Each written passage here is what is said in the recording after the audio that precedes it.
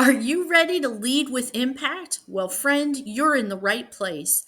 Today, you can join Carol Fairman and Dr. Guy Henry as they begin exploring what it means to lead with impact. So, pull up a chair, grab your coffee, a pen and paper, and get ready to have some deep conversations with Carol and Guy as they walk you through what it means to lead with impact. Welcome back, friends, to Lead with Impact, to dive into part two of our four leadership styles. So, last time we gathered, Dr. Henry really started taking in a deep dive of the direct leadership style, what those results need to look like, what we need to pay attention to. And we also were looking at those influential people. And so today he's going to take us through the supportive team player role as well as the, oh goodness, I don't know. But that's all we're doing today. Kind of identify your strengths and weaknesses within the role of your leadership style. Get to you yet? Hold on, friends, because Guy's got your style coming up. So, with that, I'm going to turn this over to Dr. Guy, cover from our conversation last time, and then really set us up to dive deeply in to that supportive team player role. What do you got for I, us today, Guy? well, I like all the tongue twisters that you're trying to put into this today. Yeah, that's That good. was Thank you. friend. Well, just a reminder as we maybe if you didn't see some of the previous leadership, it's not about titles and roles. We tend to think, wow, he's the leader, I'm not a leader. But remember, leadership is influence number one. It's motivating other people towards maybe a common goal or a common project. And it's also about creating a sense of direction or purpose or even collaboration. So we do that in all aspects of our life. So whether you signed up for it or not, you are a leader. And so as we continue to talk about these final two, generally speaking, leadership styles, well, I like to keep that in mind just because, I'm not this kind of a leader. We're going to have a little bit of all of those styles mixed in with us, but we're probably going to find ourselves most comfortably with one of these four styles. And so today we want to talk about what we call the supportive team leader or that supportive leadership and how that looks. Because it's kind of like, let me share real quick maybe the characteristics of this leadership style. It's good. Number one, they have a deep sense of empathy. Mm, They're very supportive. They're strong listeners, even though they're a leader, but they're a strong listener. They're the ones that genuinely take that extra moment, that extra time to kind of mm, focus in and understand your perspectives. Because for them, it's less about directing, as we talked about. It's a little bit less about influencing and being really inspiring. And it's about creating an environment where everyone feels mm. heard. So that's some of the gifts or the maybe the definitions of what we when we look at this leader. Sure. Yeah, I Was want just to add. thinking. Yeah, go ahead. I was just thinking. Every good leader needs a lot of supportive leaders in their pocket because, man, I Yeah, can't. well, they really Yeah. have the ability to create a team atmosphere. Yes. Part of Yes. their I'm an leadership style is that they really create an openness. There's a right. mutual respect, so everyone feels like they're actually part of the team, and that's a Exactly. real strength of this kind of leadership style that we're talking about. Exactly. In my life. I think we all do. Ironically, while most people don't see this leadership style as really predominant, it's actually Mm, one of the most common leadership styles that we is have it? because Ah, more people kind of fall into the supportive role, not interesting. realizing that by supporting, by creating that team atmosphere, they're influencing. Interesting. And so many times without even realizing it, we'll probably have more of these leaders in the room than we're giving credit for. I'm going to pay attention. Okay. I'm going to for those supportive leaders. They are the more predominant personality style, their more predominant leadership style, because Right. that's what we actually need is that person that kind of helps make the team become a team. I agree. Now, that's a strength. There's an opposite side to all That of those right. strengths, and those So areas where what are you may those struggle. areas?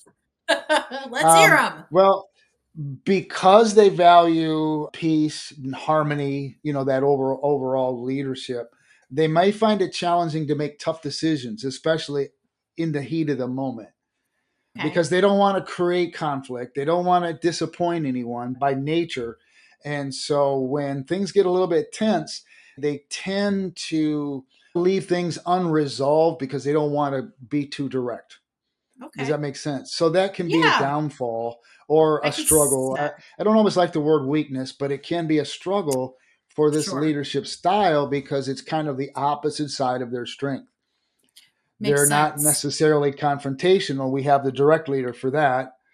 They're not That's necessarily right. super inspirational because we have that leader for that. Because they support, because they're that team player and Right. create that atmosphere, they don't want to have a lot of disruption. Right. They want everybody to get along. Absolutely. Everything to And go they make it smoothly. happen, but if it falls upon them to make a tough decision Mhm. or reprimand someone, Yeah. they have a hard time with that because Right. I want to help them through. But Right. we can always find a balance, right?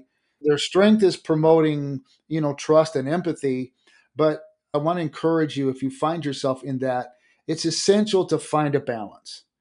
Find that Okay. balance where you can still be kind and tough. True. It's when it's necessary, and you'll know as the one responsible. You'll know, Okay. I really got to head it up. So you might need a moment to kind of say, okay, and maybe rehearse it in your mind. I got to kind of just pull out my sledgehammer a little bit. And Right. don't worry, because your sledgehammer probably won't make a big impact on some of the other more direct or influential people because they need to have that attention drawn to them in order for them to kind of get it. So you don't have to worry about hurting their feelings. Uh, True. you just got to That's so go true. for it.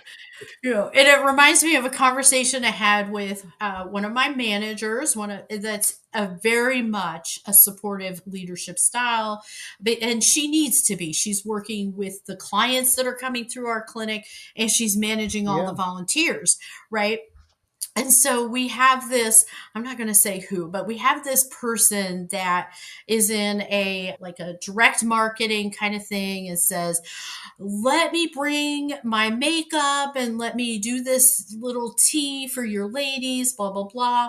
And I'm looking at my patient services manager and I'm like, she is not bringing her stuff over here to try to sell to our clients. They are not in the position and they're always trying to do that. And she goes, yeah, well, and I'm like, look, if you can't tell her no, then tell her your boss said no, or have her call me and then I will take care of it. And so that's a way that sometimes, as a direct leader, such as myself, when you're working with that compassionate, supportive leader, you need to help them rise up and Sure. take let her at them. But I want them to thrive in their role. I want to give them Yeah. every opportunity to rise to the occasion, really develop that a Hmm. weaker skill set for her. Softer. Yeah. Exactly. And I want to empower her, help her grow that work time, but recognizing, okay, this is a boundary. I can't do this well. I can delegate. I can reach out to the person that one is either going Hmm. to motivate me to get it done, Hmm. boss, and say, the executive director said, we can't do this. Right. And so, Yep. And that. really, taking it to that level and blending Hmm. these together. It's just Yep. wise leadership at that point. Any good leading or leadership is Mm, really working together as a team. We may have one exactly. person in charge, but we are all working together as part of that team. Exactly. So And that, we of have course, to, we sorry. can go very deep into each of these styles. We're trying to Right. cover all four in just 2 episodes. But to remind you, when you had your tongue twister, the fourth Yeah. style is that more cautious Right. leader. Um, Right.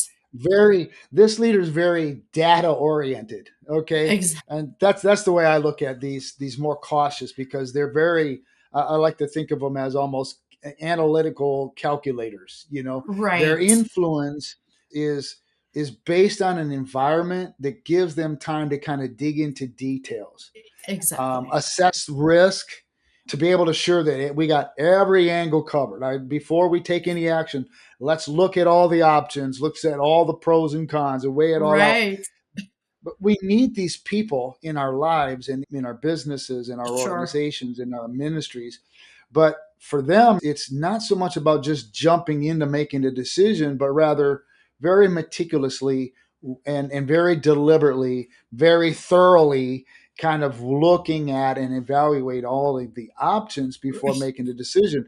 However, when Right. they do make a decision, because they're so cautious, usually they've got some really good quality information to share with us. I often think sometimes I can be a very cautious and calculating leader, if you will. And Hmm. it's probably more so in home versus my role as an executive director. I'm very direct, very in that direct leadership space. But when we're home, and my husband tends to be that cautious leader, when the two of us are landing in that cautiousness, Uh nothing huh. getting done. Absolutely nothing getting done. So, any tips? What kind of tips do you have for us leaders that need to motivate that cautious person to rise up and like let's get out of overanalyzation and analysis paralysis and all the phrases? What do you got there? Well, if we can create the atmosphere or give these leaders, these influencers, that space, that, a time allotment. In Okay. other words, let's be wise not to just go to this person. Okay, I need to know now. Give me an hour. Wrong. Yeah. We have to know that we have to give them that space. Okay. But now they know where they're Okay. working from, Okay. because they're That very makes sense. invaluable to a team, because they're not going to make any errors, especially if it's going to be, a financial, issue. They're going to find out what is the best. They're very great at risk analysis. Yes, thank you. And so let's give them the opportunity to do that, because that's their strength. Let's work with them in their strengths. And I alluded to that softer side that we need to worry about is they get stuck. And so it's good to know that when we're Hmm. working with someone, whether at home or in the workplace, that deadline might help say, okay, we have a deadline. This is what we need from you. I Hmm. I can see how that would, because I can see, well, they're perfectionists, right? They want to follow the rules a little bit like that direct Yeah. person. I can see that if we just approach them with a project saying, here is everything, then they're going to set that tone, they're going to set that pace, and they're going to meet that Hmm. deadline. Yeah. So, And I mean, that is part of the weak side of this leadership style, because okay, it could lead to delays. If it's a fast paced environment, they're going to be stressed because they need this time. It's just what they need. right, So we have to right, give them that time. And in certain cases, they can come across as a little bit indecisive, which again is not intentional, but for them, right. where they need to have kind of a data driven atmosphere, we have to give them that opportunity to process, because they're going to come back with some great ideas. They're going to come Right. back with some really valid solutions. It's just that for some of the other styles, and it still comes back to that teamwork, Right. And right? so here you're talking about teamwork. So as a leader, right? As that leader, the most important thing that we're going to be able to do is be adaptable, right? And so, Hmm. can you unpack that a little for us? Because I can be very direct, but in certain situations, I can sit over in that cautious zone just a little bit. Now, you're not going to Hmm. see me hanging out in the supportive zone very often because I'm going Uh-huh. to analyze it and then we're just getting it done. And so I'm going to camp out in those places. But is it natural for us to be in one space or the other, and how does that adaptability really work when we bring it into bringing a team together? So let unpack that for us. Well, by nature, we are going to gravitate more to one or another. Some of us might kind of, like you say, in some situations, you're more direct, and some others a little bit more cautious, and maybe not much in that inspiring or supportive roles, and Right. that's okay. But you're probably touching on a conversation that we have yet to discuss, which is self-awareness. Okay. Being Yes. aware of who I am and what my gifts are, so that Right. I can be comfortable in flowing, if I can use that term, just going in the flow of who I am. Right. Because if we're trying to compare my leadership style, my influencing style, my motivation style to someone else's, we're going to find ourselves in some frustration, Yeah. which affects the atmosphere of the team. Right. Right. So it's about coming back and recognizing no one succeeds alone. Yet we need a team. And Yes. if we're going to be successful, let's be strong where we're strong and get those other people involved in the process that are stronger in those other areas. Let them influence you in the areas that you're not strong. Exactly. So I'm hearing you tell me I got to step outside my comfort zone sometimes.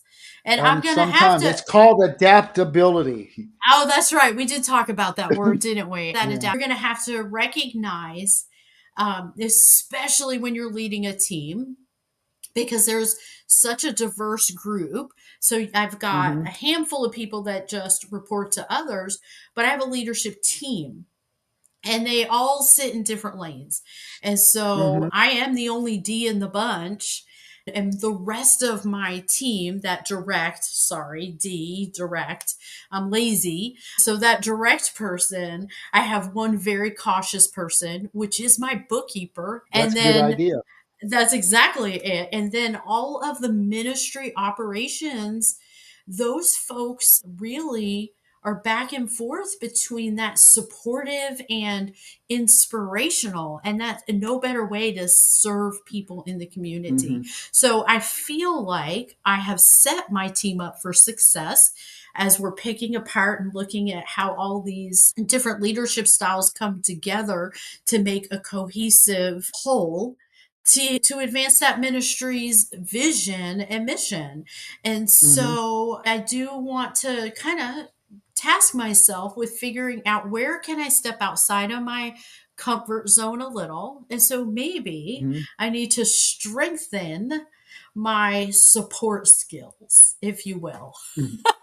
Well, adapting doesn't mean abandoning who we are. Right. It just kind of means let me, and maybe I'm not that great at being supportive, but I can be smart to find that person who is, and bring Right. them into that moment, or bring that strength into, because when Yes. I look at a team, there may be one person responsible for that team, but we're all Hmm. leaders, we're all influencers. Let the person that maybe is responsible for that team bring that team player into their Excellent. leadership role in that setting. I'm not abandoning who I am, I'm not abandoning my strengths. I'm being self-aware enough to realize this is not Exactly. my strength, and for the goals of the organization, the goals of the business, the goals of the ministry are more important than what I can get accomplished, then we can begin to work as a team. This is outstanding information, Dr. Guy. I think it is so cool that we have had the opportunity to really unpack, and we know we hardly scratched the surface, right? And that's where we have the ability to work with you one on one. And so, if you haven't had the opportunity, or you have a team and you really want to get a team assessment, I'm going to encourage you in this space. You need to touch base with Dr. Guy and say, hey, can what can I how can we partner? And so don't miss the opportunity to go deeper with Dr. Guy, with your team, because we do need to train ourselves. We need to train our team to be self aware in all of these situations, because we're motivating and inspiring, influencing people all over the place. And so I just want to encourage you to reach out to him and take that opportunity to really get an analysis of your team and what that could look like. So be sure to email him. and just touch base. And we want your feedback. We want to hear Yes. what are some things you'd like to hear about, or how we can equip you in your leadership journey. Because as we've mentioned in our very first episode, we have probably 60 or 70 years of nonprofit ministry between us with leadership, and a nice variety of things that each of us bring to the table. If you're fundraising, you're hiring, you're leading your team, you're putting together a mission trip, whatever it is you're doing, between the two of us, we want to give to you to equip you to lead well where God Yeah. has planted you. And that's Yes. all, Guy. Are we going to unpack this? We're Done. going to put this part on pause and start working towards a little bit more of what that self awareness is and how we can create that team atmosphere. Brilliant. Because we need a team, whether it is a not for profit, as in your Hmm. organization, or missions, as in mine, or in coaching. We still need a team. We still need to learn to That's work right. together. That's Um, right. but again, let's hear from you. We will be back in you here in this zone once again. So thanks for the opportunity. Ah, great to see you all. Bye for now.